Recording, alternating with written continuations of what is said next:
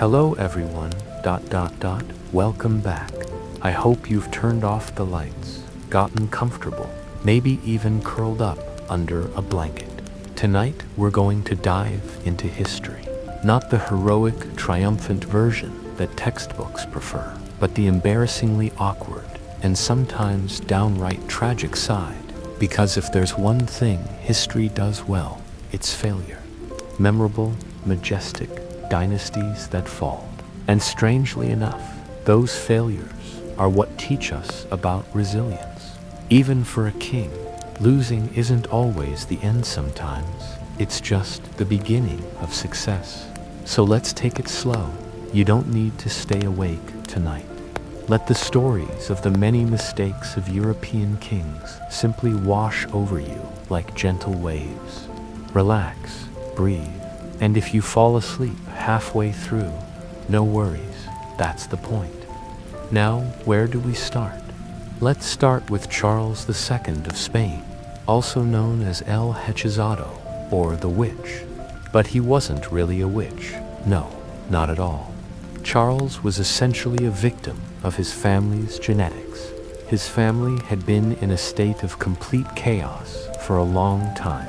As a result, Charles was half-baked. He couldn't eat properly, he couldn't walk, and he couldn't speak clearly for most of his reign. Which begs the question, how did he manage to become king? Simple, he was born that way. Nobody voted, nobody thought, oh yeah, Charles is clearly the right man for the job. He was just there, sitting uncomfortably on the Spanish throne.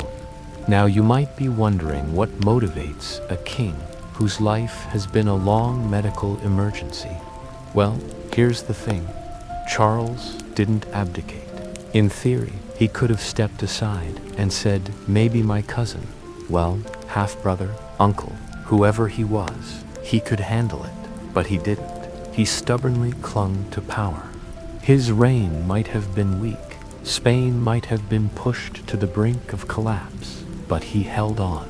And in that strange, pitiful stubbornness, we see a lesson. Failure doesn't always mean giving up. Sometimes it just means you're doing the best you can with your genetic hand, the crooked crown, anyway. Let's move on a little to another famous royal failure, Louis XVI of France. Yes, the man who met Madame Guillotine in 1793. Louis wasn't exactly the type of leader he was. He wasn't exactly lazy.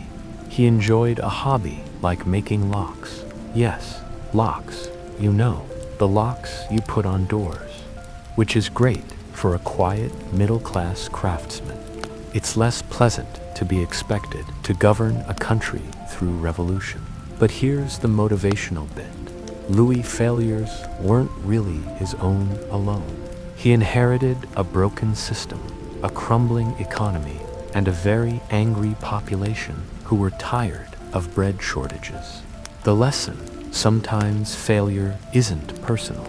Sometimes you're just the unlucky face of a collapsing structure. And that's important to remember, because when we fail, we often assume it's entirely on us. Louis teaches us, in his bumbling, tragic way, that environment matters. Sometimes the failure belongs more to the system than the individual. Now, I'm not saying we should all aspire to end up like Louis' head in a basket, monarchy dissolved. But we can take comfort in the idea that not all failures define who we are. Sometimes, like Louis, you're just the wrong person in the wrong job at the wrong time, and history moves on. Let's drift again, over to England, where failures are practically a national pastime. Enter King John, yes, the one immortalized as the villain in Robin Hood stories. John had the unlucky nickname Lachlan because his father gave him no significant inheritance, which really sets the tone. He lost Normandy, he lost most of the Angevin Empire, and he managed to irritate pretty much everyone around Jim, including the Pope, by 1215. His nobles were so fed up that they shoved a piece of parchment under his nose, now known as the Magna Carta. So what's motivational about John? Well, without his failures, that document wouldn't exist.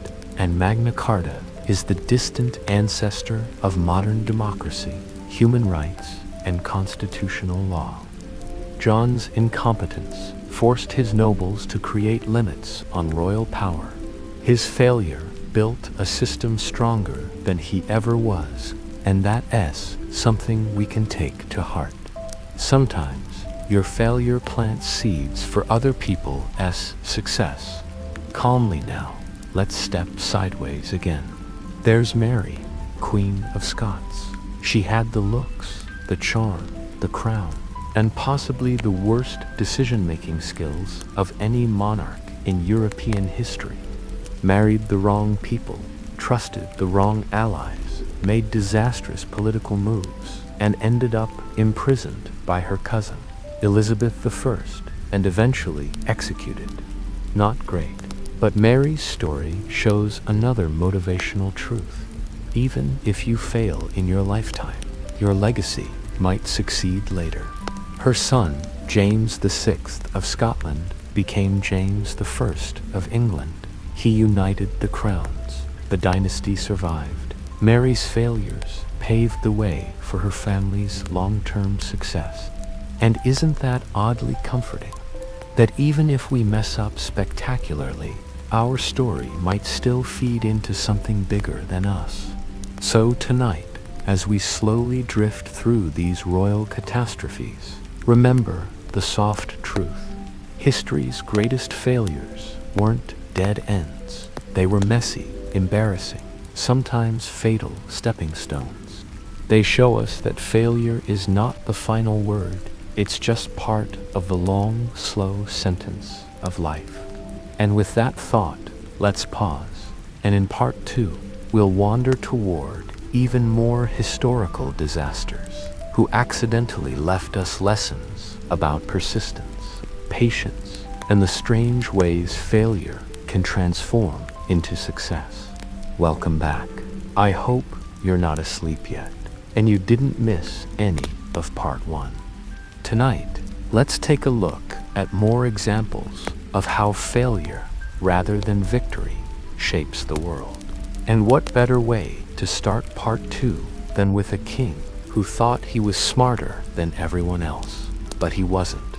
Let's talk about Napoleon Bonaparte. Now, Napoleon is often remembered as a military genius, and he certainly had his moments. But what's more interesting is that he also had his extraordinary failures. Think of Russia in 1812, when he marched with over 500,000 soldiers, hoping for a quick victory. Russia's cold, poor supplies, disease, and a scorched earth policy meant that when Napoleon retreated, he lost most of his army. A massive failure. But this is where the turning point came in. Napoleon didn't stop there. He came back. He rebuilt. He tried again. After his exile on Elba, he escaped, returned to power, and ruled for 100 days.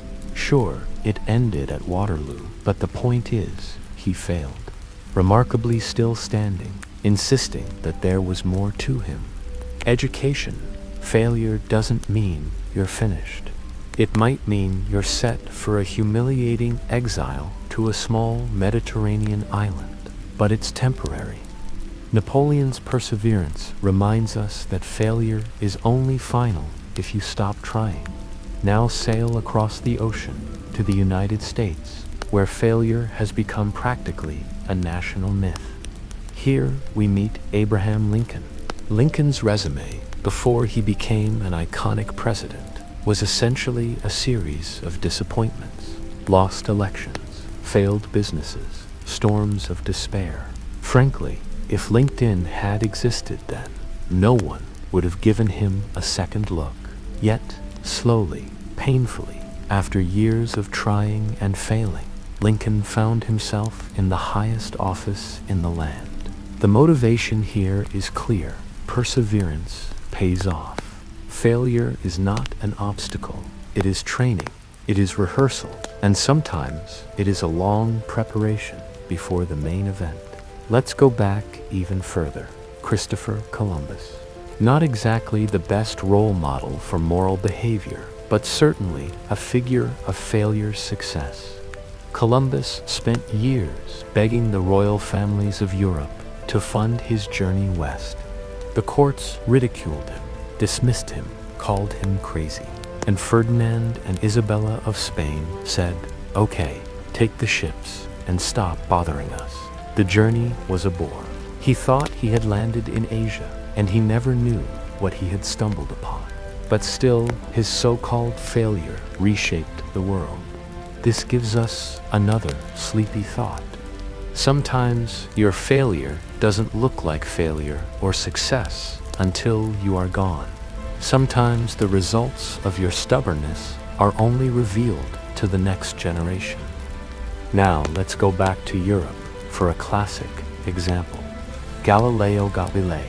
Galileo insisted that the earth revolved around the sun. The church said, "No, that's heresy. Stop talking." Galileo was tried by the Inquisition, forced to recant, and spent the rest of his life under house arrest. Failure at the time, yes, his work was silenced.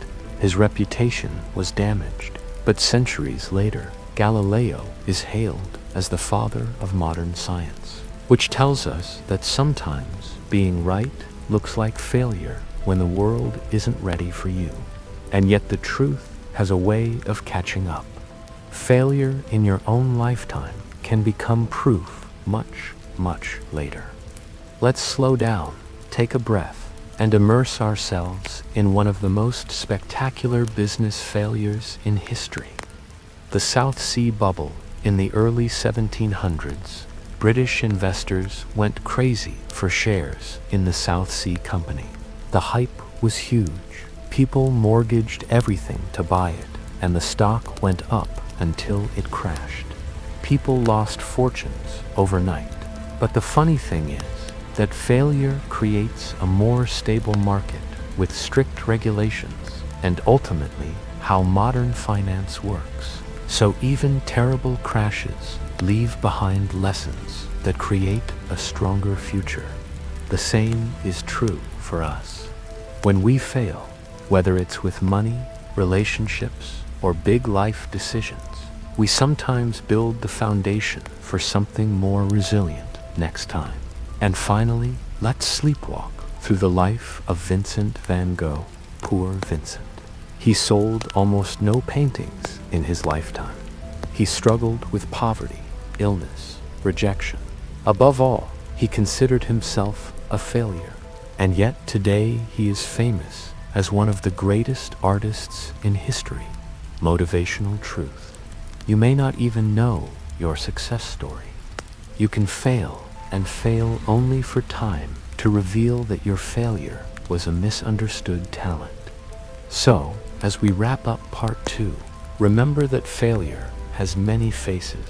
Sometimes it's shameful, sometimes it's painful, sometimes it's misunderstood genius. But over the centuries, history has shown us time and time again, failure is never the end. It's just the middle. And in part 3, we'll go deeper, exploring more flawed, confused people who remind us that the road to success is paved not with victory, but with failure. Still with me, lights dim, tea cooling on the bedside table. Perfect. Let's keep floating. We've already walked through emperors who lost their armies, presidents who lost elections, and painters who lost their sanity. Yet all of them, in one way or another, turned failure into something more.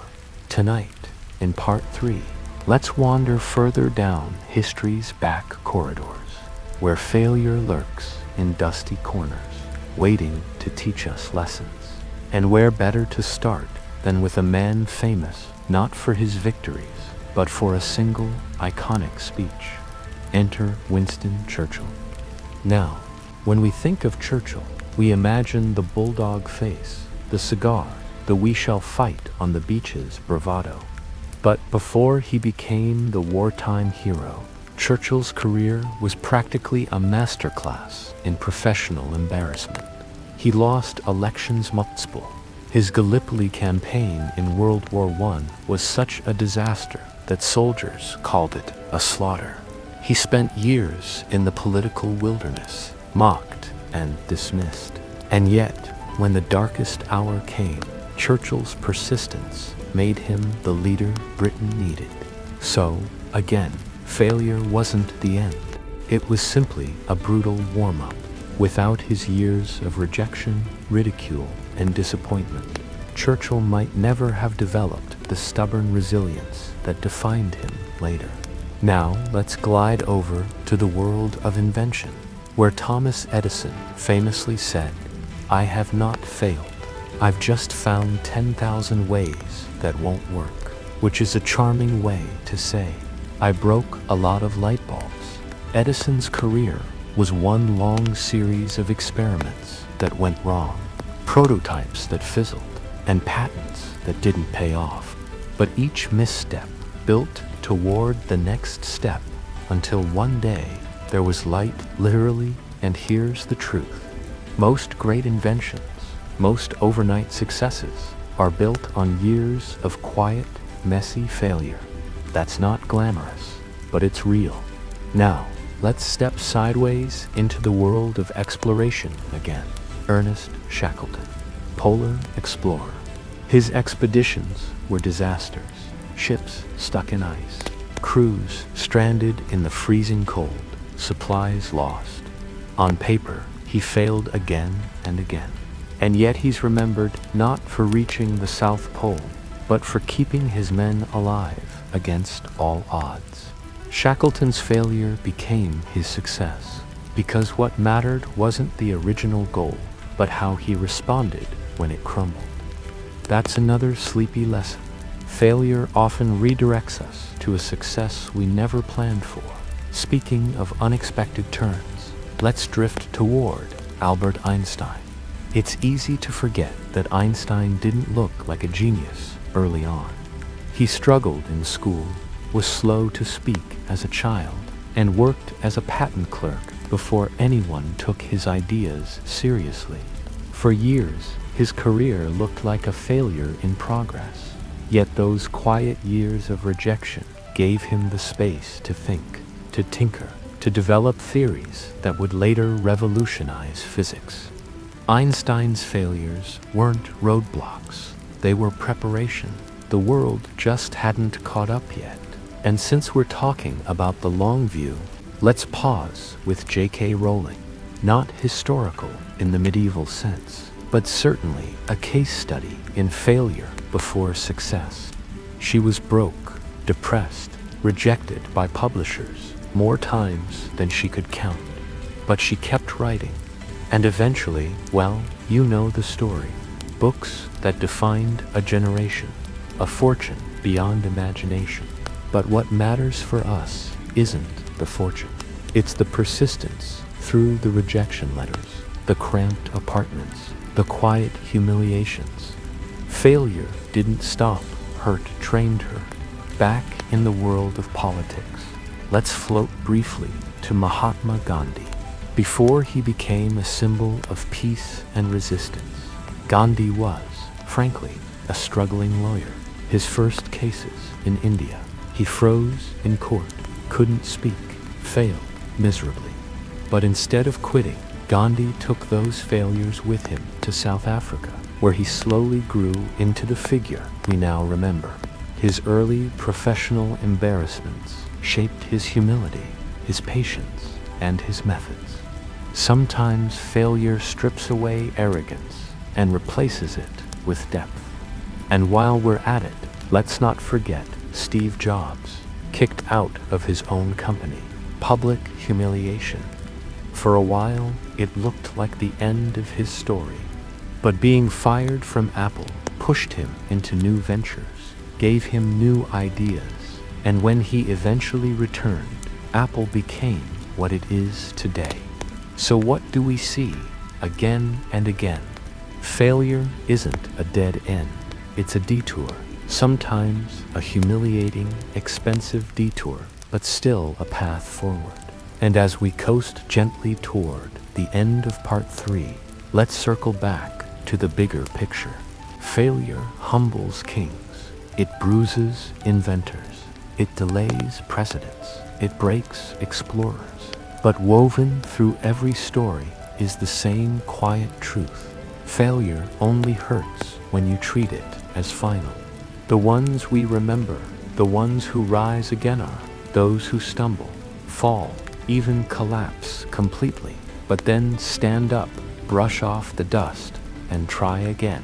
So if you're lying there tonight, thinking of your own mistakes, your own embarrassing trip-ups, remember this: you are in very, very good company. History is basically a museum of failures who refused to stop trying. And in part 4, we'll drift toward the final stretch. More failures, more sleepy lessons, and the gentle reminder that falling flat is not the end of your story yet. So here we are, still coasting along. If you've made it this far, your pillow is probably warm, you're breathing slower, and your mind somewhere between listening and drifting. That's exactly where we want to be. Tonight's journey has been less of a lecture and more of a lullaby disguised as history. A reminder that failure, in all its awkward, humiliating, sometimes devastating forms, is simply part of being human. Let's float now toward a figure who practically built his life on rejection. Vincent van Gogh. He sold, what, one painting in his lifetime? Just one.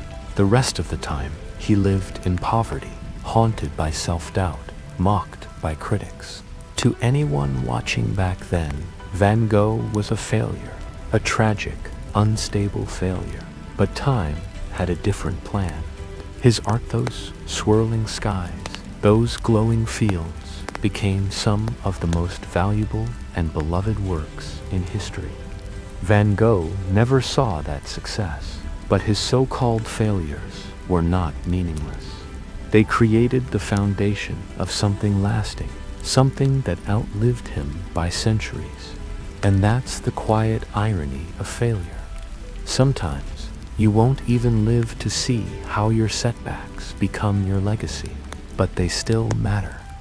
From art, let's float over to science again. Charles Darwin. Young Darwin was not exactly the shining star of academia. He struggled in medical school. His father called him lazy. But his failures at traditional paths gave him time to observe, to think, to wander on that famous voyage of the Beagle. Out of his so-called lack of discipline came a theory that changed biology forever. Once again, failure didn't end him, it shaped him. And now, let's take a sleepy stroll through literature with Leo Tolstoy. Before becoming one of the greatest novelists of all time, Tolstoy was a reckless young man, gambling away money, dropping out of school, stumbling through military life. Hardly the resume of a genius, but his missteps, his restless searching, gave him the depth to write War and Peace, and Anna Karenina. Failure gave him layers. Which brings us, oddly enough, to Oprah Winfrey. Fired from her first job as a TV anchor, told she was unfit for television. That's the kind of feedback that can crush a career. But Oprah turned rejection into motivation. She built her own stage, and eventually, the very world that had rejected her tuned in daily to hear her speak. Failure, once again, was the start of success. Let's float gently to sports. Michael Jordan, famously cut from his high school basketball team. He later said, "I've missed more than 9,000 shots in my career. I've lost almost 300 games. 26 times I've been trusted to take the game-winning shot and missed. I've failed over and over and over again in my life, and that is why I succeed." His greatness wasn't in avoiding failure. It was in letting failure fuel him. And finally, let's drift one last time across the centuries to a man named Abraham Lincoln. His resume of failure was almost comical. Failed businesses, lost elections, nervous breakdown, political defeats stacked like dominoes. But when the moment came, when America needed steady leadership in its darkest hours, it was Lincoln's card, humbled, forged by failure, who stood ready. The sleepy lesson here is not complicated. In fact, it's as simple as a lullaby refrain. Failure is not the end, it is the beginning. Failure is the universe saying, not this way, try another. It is the teacher that never praises, but always instructs. It is the shadow behind success, inseparable, inevitable, necessary. So if you're lying there tonight with your own list of mistakes, missteps, or embarrassments replaying in your head, remember this: you're not alone. You're in the same long, strange club as Lincoln, Edison, Van Gogh, Jobs, Rowling, Churchill, and countless others who stumbled, fell, and yet somehow kept walking. Failure is the first step, always, and the next step is yours. So, my friend, as you close your eyes, take that thought with you. You are not finished. You are still learning. You are still rising. And with that, let's end tonight's sleepy story. Good night. Keep trying. And remember, you are stronger than your failures.